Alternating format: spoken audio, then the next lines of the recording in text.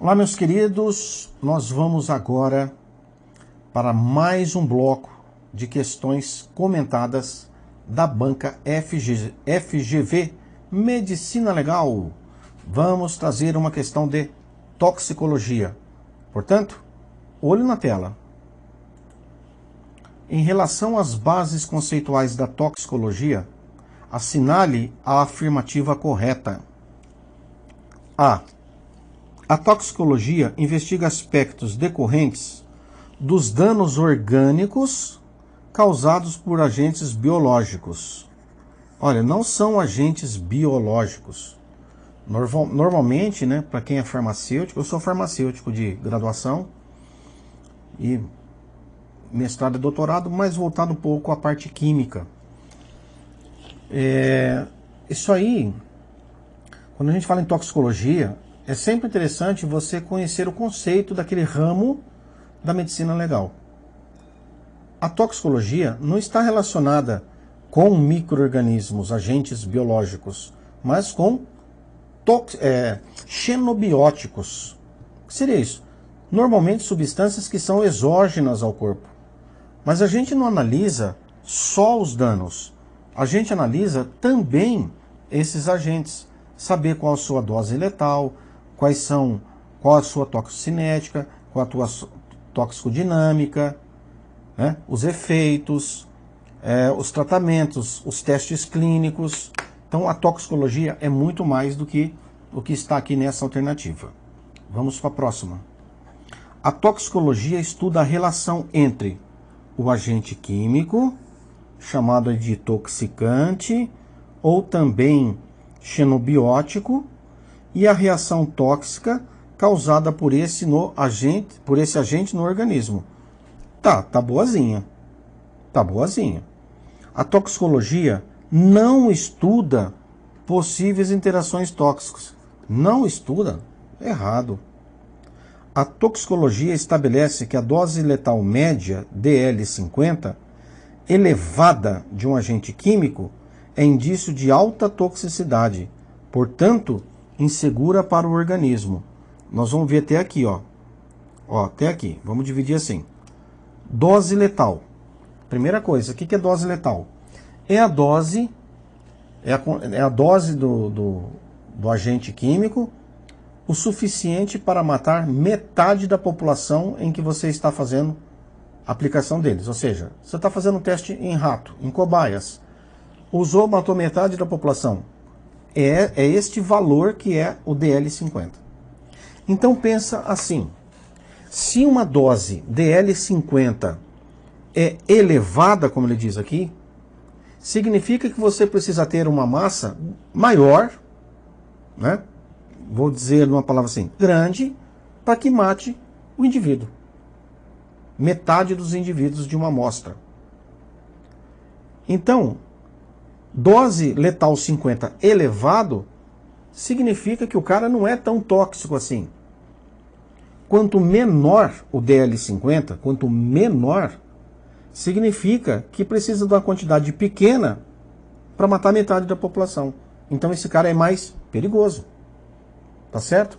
Essa alternativa, ela vem aqui dizendo que a dose média, beleza? Quando ele fala que ela é elevada, significa que é indício de alta toxicidade? Não, é de baixa toxicidade. Insegura para o organismo. Não é nem questão de ser insegura, é questão de segurança, né? Vamos dizer assim, segurança. A segurança é maior quanto maior a dose letal. Porque para você morrer, por exemplo, você teria que ingerir uma quantidade muito grande desse agente químico. Prosseguindo. A toxicologia estabelece que o antídoto é necessariamente provido de alta atividade biológica intrínseca. Cara, antídoto, né? Anti quer dizer que vai contra. O antídoto é aquilo que vai combater a ação do agente tóxico, por exemplo, de um veneno. Certo? E aí, ele não precisa causar uma resposta biológica. Ele precisa cessar a atividade, minimizar a atividade. Muitas vezes, ele é um antagonista em que ele concorre pelo mesmo sítio de ligação numa enzima, pelo mesmo receptor. Ele bloqueia o sítio de uma enzima, sítio de ação, um receptor, e não causa nada. Mas ele não deixa que no caso, a nossa droga venha atuar, que o veneno venha atuar. Então ele não precisa desencadear resposta. Chegamos assim à resposta, letra B. Beleza? Necessariamente não. Ele até poderia ter atividade biológica. Até poderia ter, mas não necessariamente. Então, quanto o DL50, quanto menor, mais tóxico, mais perigoso é para o indivíduo. Menos seguro, né, você mexer com essa criança aí. Próxima questão. Substância tóxica. A gente já sabe um pouquinho o que é. Acabamos de ver uma questão. Agora, volátil. Volátil. O que é volátil? Eu fazia essa pergunta na sala de aula. Falava, o que é volátil? O que é volátil? É o antônimo de vem cá, sobrinho. Nossa Senhora. Mas eu era esculhambado em sala de aula. Mas é uma zoeirinha, né? Eu acho que você está assistindo e deve estar me xingando agora também, né? Então, volátil, pessoal. Primeira coisa. Você tem aqui um líquido. Que ele solta vapores com muita facilidade. Ele vaporiza facilmente, digamos assim. Pensa, por exemplo, num frasquinho. Aqui que você tem éter.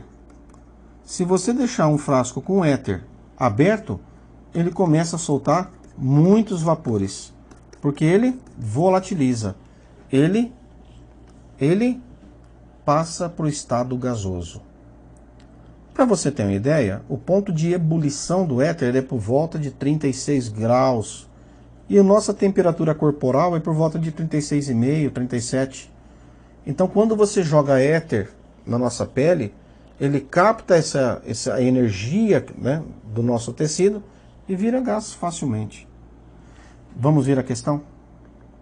É aquela que é comercializada em tanques de aço, cara. Olha isso. É aquela que é inalada na forma líquida.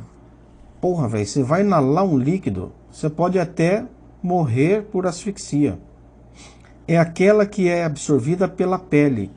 Tem nada a ver. Absorver pela pele, a substância tem que ser apolar para ela poder permear a pele. Porque nós temos na pele, a célula tem bicamada lipídica. Então ela tem que ser apolar. Tem nada a ver isso aí. É aquela que é líquida e é absorvida em forma de gás. Exatamente isso. É aquela que se volatiliza, certo? A baixa temperatura? Não. A tendência é que ela se volatilize a alta temperatura. Mas aí a alta temperatura já estaria mais relacionada com ebulição e não com volatilização. Porque na química eu explico, existem 3 formas de você fazer o processo de vaporização. Transformar o líquido em gás ou em vapor. Vaporização. Nós temos a ebulição, que é rápida porque você aquece. Nós temos a evaporação, que é lenta, porque, por exemplo, a água, uma roupa pendurada no varal, ela vai evaporar porque ela está absorvendo a energia do ambiente. É mais lento.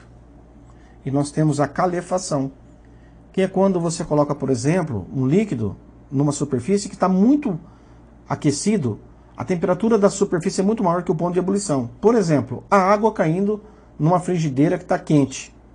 Você põe lá a panela no fogo, uma frigideira, deixa ela aquecer bastante, cai uma gotícula de água. Ou então pessoas fazem assim, vou passar a roupa. Será que o ferro está quente? Aí pega um pouquinho de guspe e faz assim, né? Quem nunca fez isso? Eu já fiz várias vezes. Opa, para apertar aqui não, né? Errei aqui. Então vamos a uma próxima questão de toxicologia. Assinale a alternativa que completa o fragmento a seguir. Os agentes tóxicos sistêmicos são substâncias que Então, sistêmicos são aqueles que agem nos órgãos, né? A gente precisa tê-lo dentro do nosso organismo e ele vai agir nos nossos sistemas sistêmicos. Provocam lesões no local de contato com o indivíduo? Não, seria tópico. Provocam efeitos deletérios ao organismo em locais distantes ao do contato inicial? Você fala assim, professor, quer dizer que esse cara ele pode agir em outro local? Essa é uma característica, né? Porque se ele não é tópico, ele pode ser absorvido pela pele e causar um efeito em outro órgão. Então, essa é a nossa resposta. Uma vez analadas, causam asfixias? Não. Causam modificações genéticas? Não, seria mutagênico. Induzem a formações de tumor? Não, seriam carcinogênicos ou tumorogênicos. Então, isso aqui, ó. Provocam efeitos deletérios ao organismo em locais distantes ao do contato inicial. Por quê? Justamente porque ele passou de uma região para outra, porque ele foi agir dentro do nosso organismo. Ele foi absorvido no local, mas ele foi distribuído para outro. E aí, distribuído para outro local, por exemplo, ele pode encontrar receptores onde ele tenha o seu campo de atuação, seu local de atuação. Em relação às substâncias xenobióticas, olha o nome que eu já dei aqui, assinale a afirmativa correta. O que é um xenobiótico? São aquelas que existem normalmente no organismo e atuam nas principais funções fisiológicas? Não. Xenofobia. A gente tem isso, por exemplo, em países europeus, quando a pessoa tem fobia por pessoas de outro país, de outra nacionalidade. Então, xeno, ele não existe no organismo, certo? Ele é, digamos, exógeno. Também seria um outro termo que a gente pode usar. São estranhas ao organismo, certo? Podem causar efeitos benéficos ou tóxicos, certo? Nós temos, por exemplo, uma aspirina. Você está ali com dor, está com uma inflamaçãozinha, né? Você pode tomar um medicamento, um anti-inflamatório, um analgésico. É um efeito benéfico. Prevalece o efeito benéfico sobre o efeito colateral. Alguns praticamente nem têm efeito colateral, outros têm. Então a gente tem que fazer a relação custo-benefício dessa coisa. Então a nossa resposta é essa. Mas vamos ver. São eliminadas do organismo sem serem metabolizadas? Não. Algumas substâncias até são, né? Até acontece isso, mas não são necessariamente classificadas como xenobióticos. São depositadas no organismo? Não. Elas são estranhas ao organismo. São isentas de efeito tóxico? Não. Nós temos as substâncias, né, xenobióticos que podem ser substâncias tóxicas. Tóxicas. Vamos a mais uma questão. Um garçom briga com o cliente do restaurante,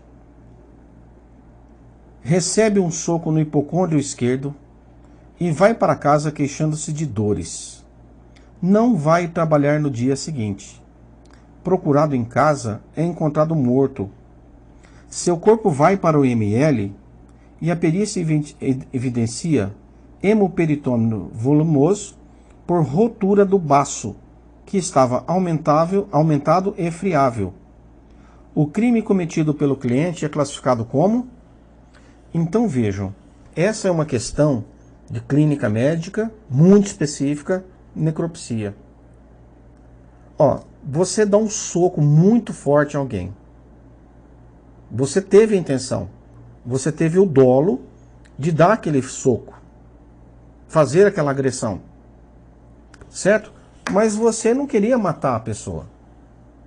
Você queria, né, descontar sua raiva, por exemplo, causar a ele uma lesão corporal. Por que eu pus essa questão?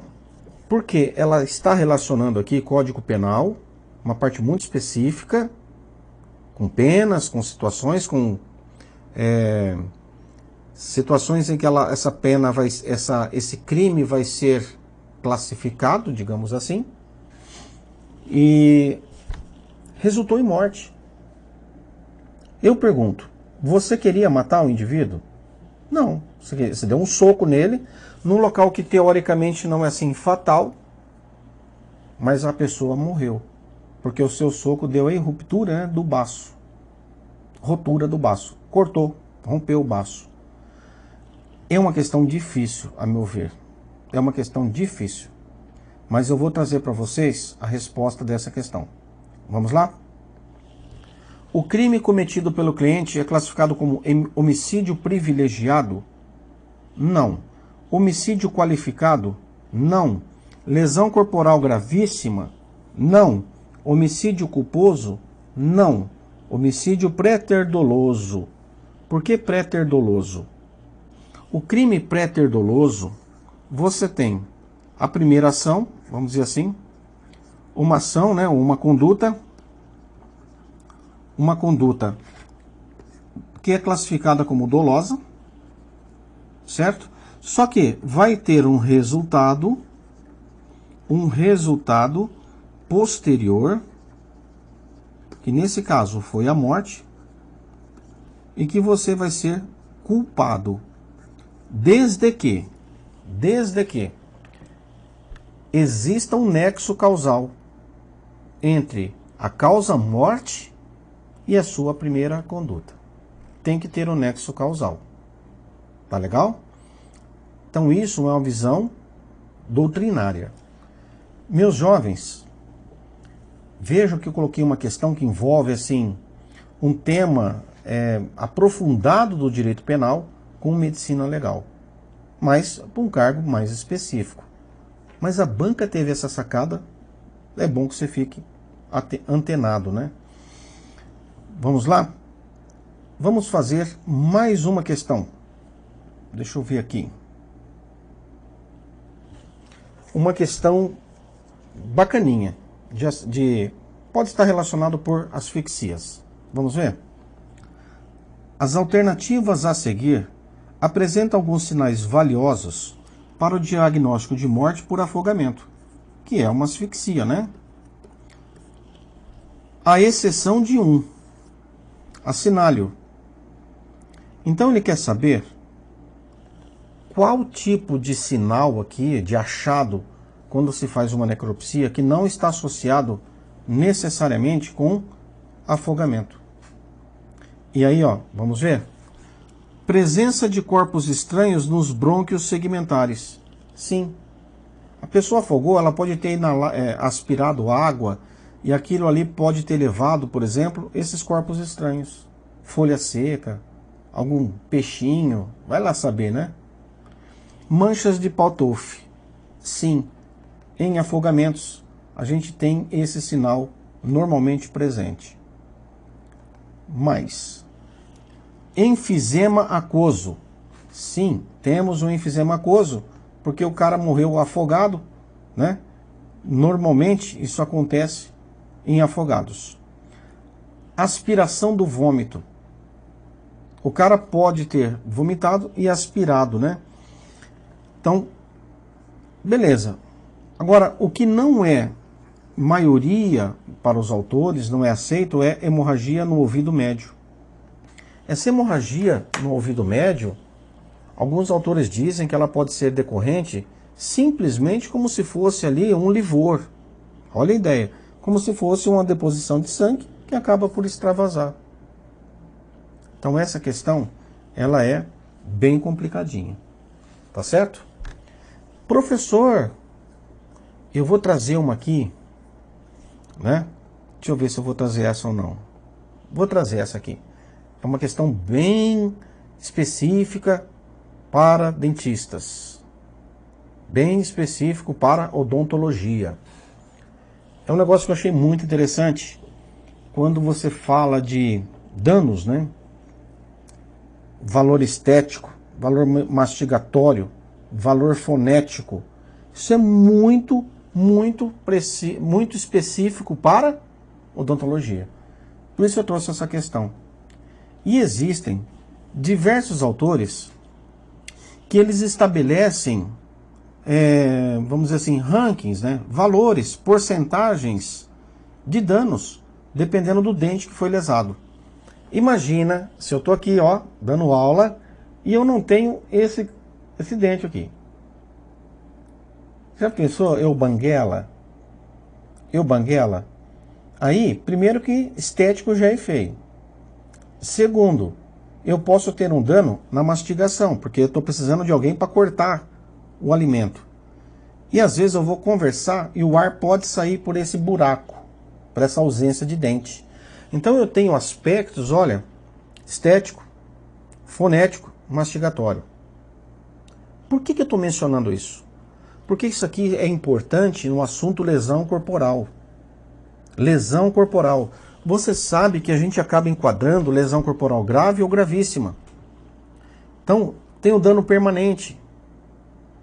E você quebrar o dente de alguém, por exemplo, você deu um soco, quebrou um dente ou 2 ou 3 dentes dessa pessoa, trouxe danos aos dentes dessa pessoa, principalmente esses que mais aparecem, né, os centrais,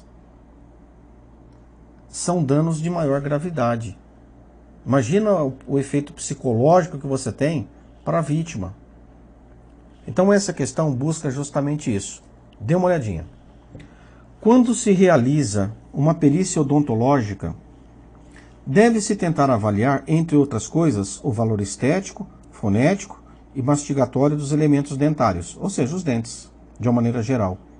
De acordo com esse conceito, assinale a alternativa que corresponde aos elementos dentários que apresentam maior valor estético e menor valor fonético, respectivamente. Então tem que ser nessa ordem. Gente, só para vocês terem uma ideia, nós temos, vamos vir aqui, diferentes tabelas. Alguns caras estabelecem esses valores, né? Então, por exemplo, nós temos um cara chamado, acho que é Duenas que fala, e ele estabelece para os molares um valor praticamente insignificante. Molares, está lá no dente. Então o valor estético para o molar, quando eu estou conversando aqui, você está vendo meu molar? Você está vendo meu molar? Não, você não está vendo meus molares. Então esteticamente eu não tenho dano, mas mastigatório eu tenho, porque é onde eu vou ter a compressão, tá certo? Fonético, praticamente pequeno dano fonético. A gente não tem a formação, né, da pronúncia nos dentes do fundo. Então vejam, a tabela de Duenas, ele vai trazer aqui alguns valores fonéticos, estético e mastigatório. Primeiro e segundo molar, sem valor fonético. Então vamos ver aqui, ó, sem valor fonético. Sem valor fonético, né, que ele quer.